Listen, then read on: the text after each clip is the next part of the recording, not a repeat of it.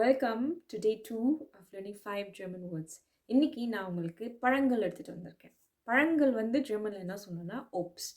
ஜென்ரலாக பழங்கள் பொறுத்த வரைக்கும் நிறைய வார்த்தைகள் வந்து இங்கிலீஷில் இருக்கிற மாதிரி இருக்கும். ஜஸ்ட் ப்ரொனன்சியேஷன் மட்டும் மாறும். இப்போ இந்த ஆப்பிள் வந்து ஜெர்மனில் எப்படி ப்ரொனவுன்ஸ் பண்ணணும்னா ஆப்ஃபில், ஆப்ஃபில். இப்போ ஒரு வாழைப்பழத்தை வந்து எப்படி சொல்லணும்னா பனான, பனான. ஸோ இப்போ என் கையில் இருக்கிறது இது ஆரஞ்சு கிடையாது, கமலாப்பழம். இது எப்படி சொல்லணும்னா மண்டரின், மண்டரின். கிறிஸ்மஸ் டைம்லலாம் இந்த பழம் வந்து ரொம்ப ஃபேமஸ்.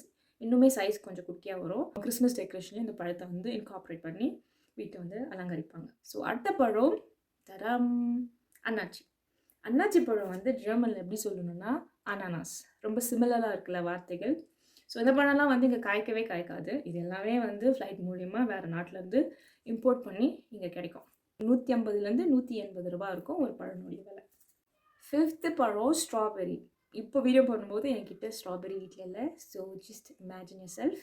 ஸ்ட்ராபெரி வந்து ஜெர்மனில் எப்படி சொல்லுவாங்கன்னா எட்பேர. It's repeat one more time. பனான, ஆப்பிள், மண்டரின், அனானாஸ் அண்ட் எட்பேர.